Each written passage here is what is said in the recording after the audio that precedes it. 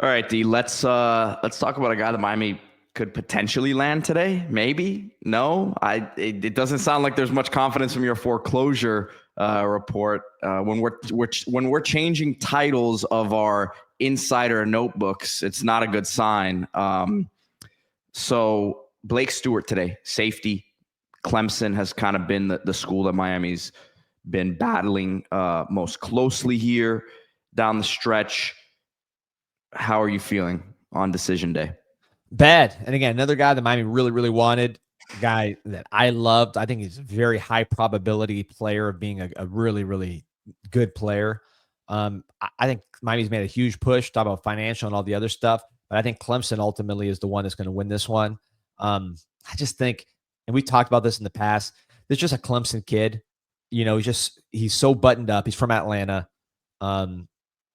He's just the type of guy that goes to Clemson, man, or Michigan, which is also on his list, or Notre Dame. And I just think ultimately he wants to go to Clemson, and we weren't able to convince him to go to Miami. This is the issue with this one. This is a guy, again, we loved Blake Stewart. Love Blake Stewart. I love Blake Stewart.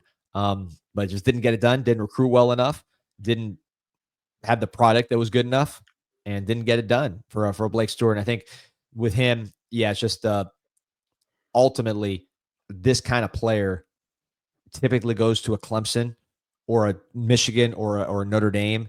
Just one of those super buttoned up kind of kids with a lot of ability. And I think he's going to be a great player. And Miami's in a tough position at safety, man. I mean, you got 0 on the board right now. Will Harris, not loving how that looks. Of course, you can always start expanding the board and trying to find guys, but you don't want to be in that position coming into the season with 0 safeties. Already done that at DT. Yeah. Well, DT, you have some guys. I mean, DT, you have a couple players. Yeah, but they've expanded the board, is what I'm saying. At yeah.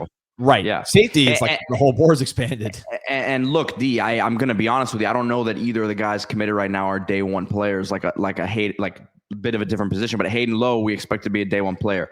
Dante Simpson, although I don't think we expected him to be a day one player, physically had more in the tank than I think either one of these guys from a strength standpoint, and showed he has a chance to be like the 4th or 5th D tackle maybe here in his freshman season. So that's more so my concern with that group.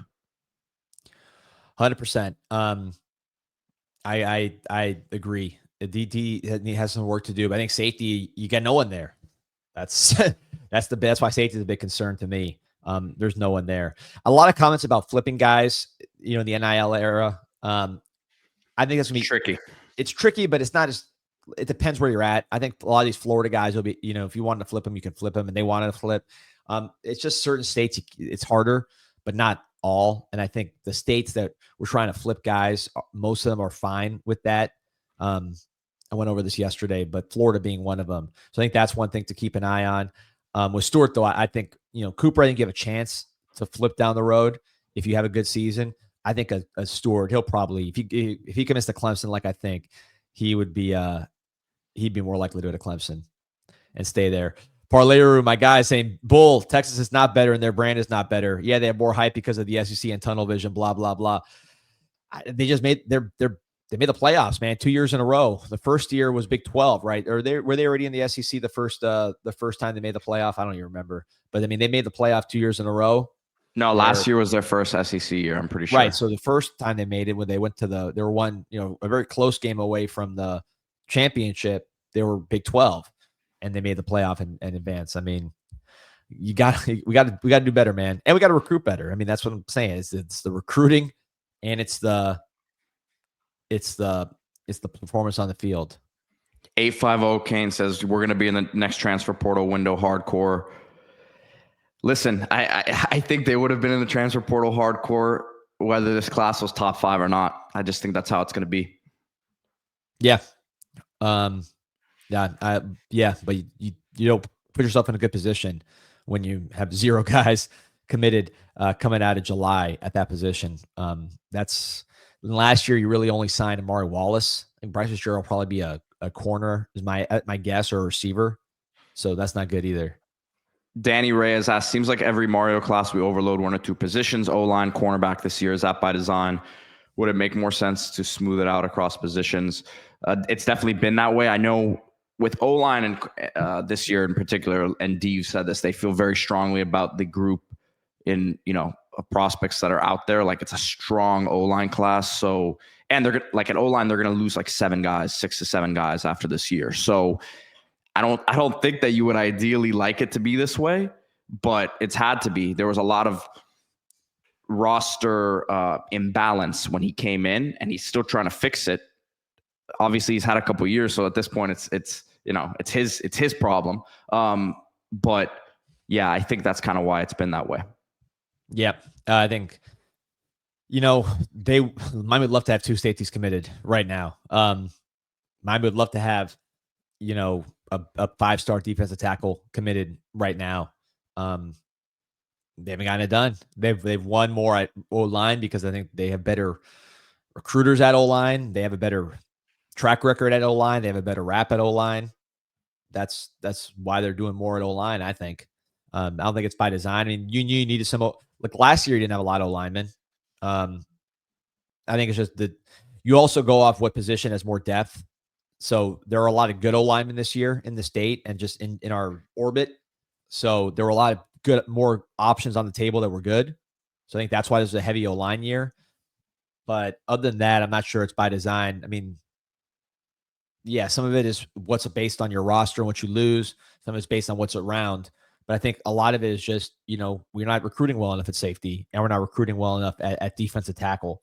And I don't think there was any plan to not having any safeties committed by July. That's a negative. That's just whiffs on players that you wanted. Tyreek Green yesterday, we didn't even mention going to Georgia, who was the top target. So again, understandable in a vacuum. You say, okay, a Georgia kid gets recruited hard by Georgia, he's going to Georgia. But yeah, when you're left with nothing, it's a bad look. Good question from Shadow. The DB targets down in the state of Florida. Yes, the Florida defensive backs this year are not very good. South Florida in general has been down a little bit. South Florida as well.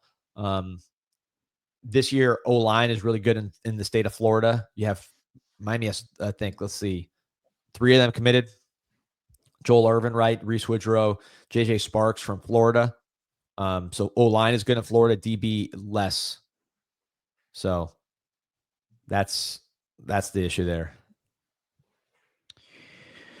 So D, I got to get off here in like 10 minutes or so. I know you might keep going after I hop off, but should we get into the Crib Classic from yesterday since we were both out there? Anything else we got to get to here before that?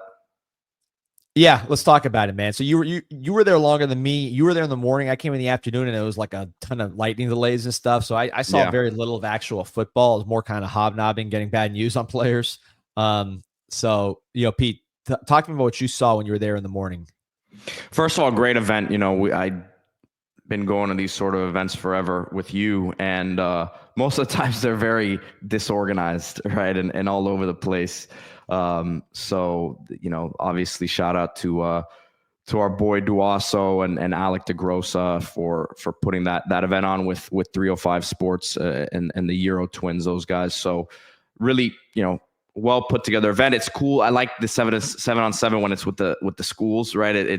It kind of gets you ready for the season, and there's a little bit more structure to how things are done out there. But yeah, I mean, I saw a few notables out there. Jalen Jones, 2027 commit defensive back from MacArthur. Had a chance to meet him. Duaso introduced me to him. Good kid, good size on him. Was playing corner out there. To me, looks like a guy who might grow into a safety. Like I said, has good size, and I would say 6 foot easily, and he's sudden.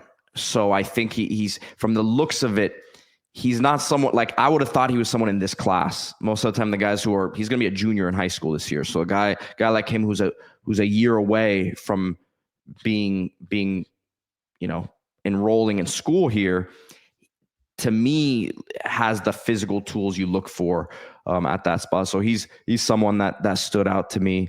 Diabell, Texas commit. I think you mentioned recently that he's taken strides. We've all known about his arm strength, but I think in a setting like this in 7-on-7, you can really you can really see those tools shine.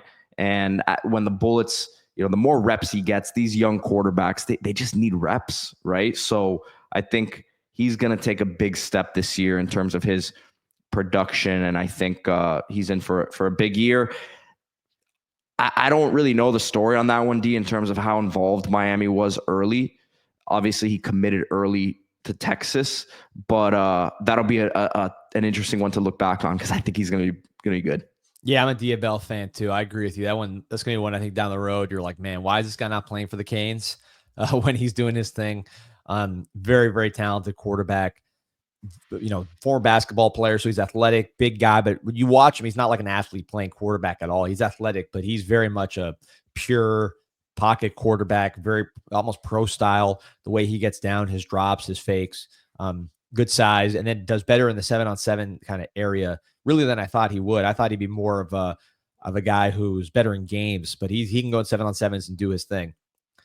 So, I wanted to bring up Derek Cooper too. We're talking about him a lot this show in terms of his recruitment, but he was playing a lot of defense, which we know he plays both sides of the ball. I love him at linebacker. I really do, man. I think he's got the size. We got